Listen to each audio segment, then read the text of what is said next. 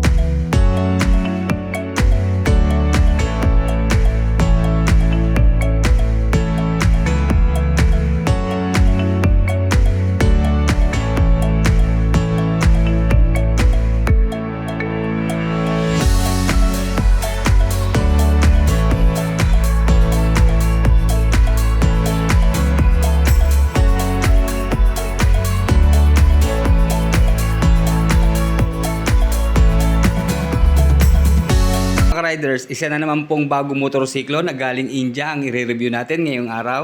Ito po ang Hero Zoom 110cc. Okay, habang pinagmamasdan po natin ang scooter na to, nag-iisip po ako kung saan siya inspired.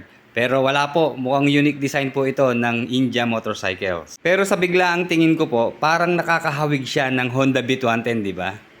Pero mas aggressive naman po ang looks nito at saka mas bulky ang kanyang body. Mas maganda naman po yung ganung malapad, lalo na dito sa kanyang front view para kitang-kita tayo sa kalsada. Pero kahit malapad po siya, naandun pa rin naman po yung kanyang aerodynamic design. Malaking tulong po yan para maging smooth ang ating mga rides and improve stability ng ating motorsiklo. Nagustuhan ko rin po sa Hero Zoom 110cc, balanse at proportion po ang size ng kanyang dimension. Stylish din and unique ang kanyang emblem dito po sa front. Okay, letter H po yan. Medyo mahirap po siya basahin pero yan po yung initial ng kanyang brand name na Hero. And then panalo rin po sa design ng kanyang headlight. Meron po siyang dual projector LED headlamp at H position lamp na DRL. Yun lang mga ka-riders, pasensya na, wala po kasing available na battery. Sayang, hindi natin matest. And then tama po ang posisyon ng turning signals, ka-level po ng manibela, mataas para kitang-kita po ng ating makakasalubong kung tayo po ay mag-left or right turn. And then na-prank po ako kanina mga ka-riders, napagkamalan ko po itong turning signals, pero ito po pala yung corner bending lights. Okay, dito po sa taillight, makikita natin yung kanyang signature H-shape na LED taillights. And then of course, kasama na rin yung kanyang stoplight. Yun lang mga ka-riders, pagdating po sa kanyang turning signals, bulb pa rin po ang ginamit. Pero maganda naman po rito, flexible siya kaya hindi siya basta-basta masisira. And then panalo rin po sa design ng kanyang mugs. Naka-diamond cut alloy wheels na po siya. And then mas aangas pa po ito pag nagdagdag pa tayo ng mga graphics or decals, di ba? And then may sukat po dito sa front tire na 90 by 90 by 12. And then maganda ho rito, tubeless na siya at syempre competitive brand din po ang MRF. Telescopic hydraulic shock absorbers po dito sa kanyang front suspension na meron pong reflectors. And then flexible plastic po ang kanyang front fender para in case na hindi inaasahang mabangga, hindi ho siya basta-basta mababasag. And then no problem din po natatagos ang putik in case na tag-ulan dahil mahaba po yung extension. Okay, just in case na tumagos, no problem naman dahil fully protected pa rin po dito sa ilalim. Okay, malaking tulong po itong malaki ang clearance para in case na tayo po ay may aayusin at lilinisin, hindi tayo mahirapan. And then sa kanya naman pong front brake, meron po ritong single disc na meron pong sukat na 130mm. Competitive na brand po pagdating sa kanyang dual piston caliper na Vibre. And then dito po sa rear tire, meron po siyang sukat na 100 by 80 by 12. Okay mga ka-riders, kahit size 12 lang po ang diameter ng kanyang wheels, para na rin siyang size 13, di ba? Pero malaking tulong po talaga pag bigger at wider ang gulong. Mas proportion po kasi kapag bulky ang body. Meron po siyang full tire hugger dito sa rear, pero hindi po ito full dahil half lang, hinati lang siya. Malaking tulong po yan para ma-minimize ang talsik ng putik, lalo't na tag-ulan. Pero syempre may purpose po yan, kaya kalahati lang. Siguro para malinis yung ilalim, kaya wag pa tayong marunong sa mga gumawa, ano. And then sa kanya naman pong rear suspension, unit swing with spring-loaded hydraulic damper. Although drum lang po ang ginamit sa kanyang rear brake, favor naman po para sa ating mga nagtitipid dahil low maintenance lang po siya. Wala na ho tayong po problemahing brake pad, brake fluid, caliper at saka rotor disc, di ba? Pero on the other side, mas maganda pa rin po talaga ang naka-disc brake para sa safeness natin. Dito naman sa atin marami na nagko-convert, pero sana ma-convert din to dahil bago pa lang tong unit. And then ito po ang importante sa lahat, hindi po inalis yung kanyang kickstart. Ayan, in case of emergency, meron pa rin tayong second option para mapa-start ang ating motorsiklo. Then panalo rin po sa design ng kanyang crankcase. Unique din naman po, ayan po yung kanyang emblem. Hindi siya halatang letter H, di ba? Pero letter H po itong sinisimbolize dito. And then unique din po sa kanyang air filter box. And then dito naman po sa kanyang foot peg, ayan, kulay black po siya pero aluminum po ang kanyang materials. And then ayan, medyo mahaba rin po siya at medyo matulis. Kaya iingat-ingat na lang po tayo. Okay, dito po naman sa kanyang side stand, wala po siyang kill switch sensor. And then ayan po ang kanyang center stand. Ayan, medyo mahaba ang kanyang bakal po. Kaya stable to sigurado pagpapark natin. And then meron lang po siyang 700 ml na engine oil capacity. Okay, ito maganda, mabilis tayo makakapag-change oil kasi ang haba po ng kanyang cap dito. And then 120 ml naman po ang kanyang gear oil capacity.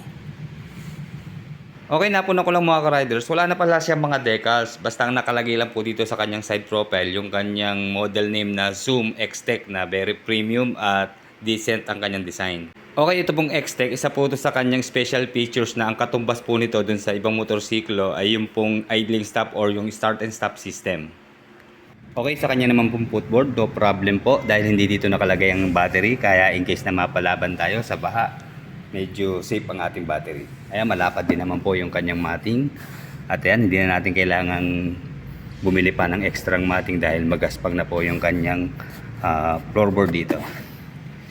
And then meron po siyang dalawang malaking pocket, left and right. Open nga lang po siya pero sulit na sulit po. Ayan, pasok po ang ating kamay. Magkabila, same size po siya ng pocket.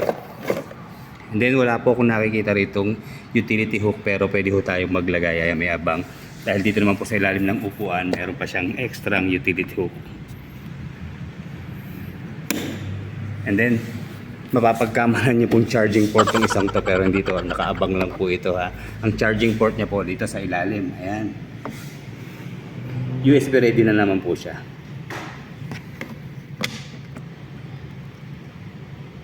And then sa kanya naman pong ignition system, manual key pa rin po ang ginagamit, hindi po siya di-remote. And then na-observe ko naman po sa kanyang upuan, parang naninipisan po ako pero to, ang lambot po niya. One tone lang po yung kanyang seat cover pero maganda naman dito. Meron siyang stitches dito sa gitna. At medyo wrap po yung kanyang seat cover para hindi tayo dumulas in case na biglang preno. And then favor din para sa ating OBR. Hindi matambok yung kanyang foam dito sa likod kaya lapat lang, hindi siya mahihirapang umupo. Lalo na kung hindi po biniyayaan ng height yung ating mga angkas. And then kapag magbubukas po tayo ng upuan, ito po yung kanyang susian sa side. Wala po doon sa pinaka-ignition niya. Okay. So ito, ang lapad po ng kanyang U-box. At susukat natin kung kasya bang isang full face helmet. By the way, dito po nakapwesto yung kanyang battery. Kaya hindi po aagaw ng pwesto sa kanyang U-box. So, tingin ko makakapag-fit po ito ng isang full face helmet. And then maganda ho rito, meron po siyang LED lamp dito sa loob in case na madilim. Ayan, automatic na po siyang bubukas. Okay, check po natin itong spider helmet kung kakasya, full face. Okay, pumasok naman po pero talaga lang po malaki ang shell ng spider. So hindi po siya magsasara mga ka-riders. So siguro yung mga small sizes po na full face helmet, pasok na dito. And then meron po siyang 5.2 liters na fuel tank capacity. Sa fuel consumption naman po, maabot po siya ng 50 to 60 kilometers per 1 liter. And then sa top speed naman po, 78 kilometers per hour. And then akala ko wala po siyang grab bar, pero ito po pala, napagkamalan kung kasama po sa design ng kanyang bearings. Pero ayan, meron po siya rito kapitan sa ilalim. Medyo manipis nga lang po siya. And then full digital naman po sa kanyang instrument panel. Okay, dito po may dalawa siyang button na menu and select. And then dito po sa kanyang switches and button, andito po ang kanyang high beam, low beam sign. Kasama na po ang passing light. And then turning signals, horn. And then dito po sa kabila, ayan, ito po yung kanyang isang features na i3S. Ito po yung idling stop sa mga Honda motorcycles. Ayan, kulay blue po yung kanyang switch. And then electric starter push button. 4-stroke, single cylinder, 2-valve, air-cooled po sa kanyang cooling system. Fuel injected naman po sa kanyang fuel supply system. 110.9cc displacement. Maximum power of 6 kilowatts at 7,250 RPM. Maximum torque of 8.7 Nm at 5,750 RPM. Okay, 108 kilos naman po sa kanyang curb weight. And then meron po siyang ground clearance na 155 mm and 770 mm naman po sa kanyang seat height. Okay, no problem din po sa kanyang side stand. Ayan, maganda po ang pagkakatagilid niya. Okay, check na natin ha kung abot ba natin. Tayo po ay 5'8". Ayan, medyo malapad po siya kaya bukaka tayo. Pero nailalapat naman po natin yung dalawa natin pa sa side. Okay.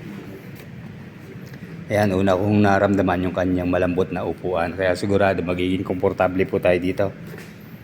And then, ang lapad din po talaga ng kanyang floorboard. Oh.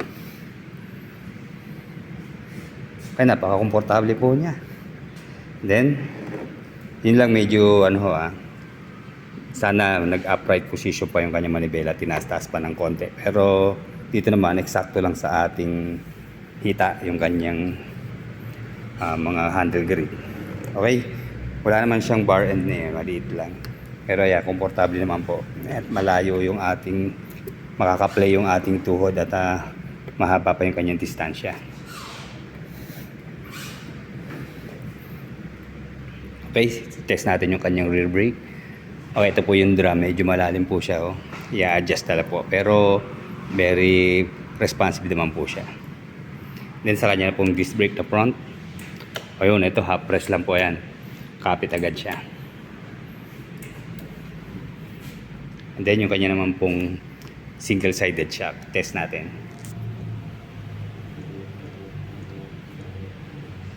Okay, malambot po ang kanyang rear suspension.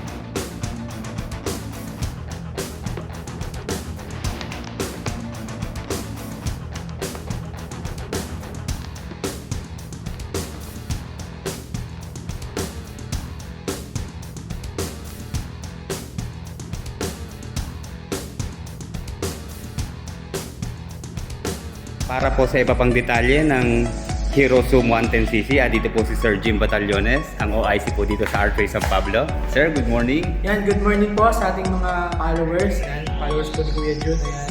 magandang balita po dahil the long wait is over. Nandito na po ang bagong scooter na galing from India, no?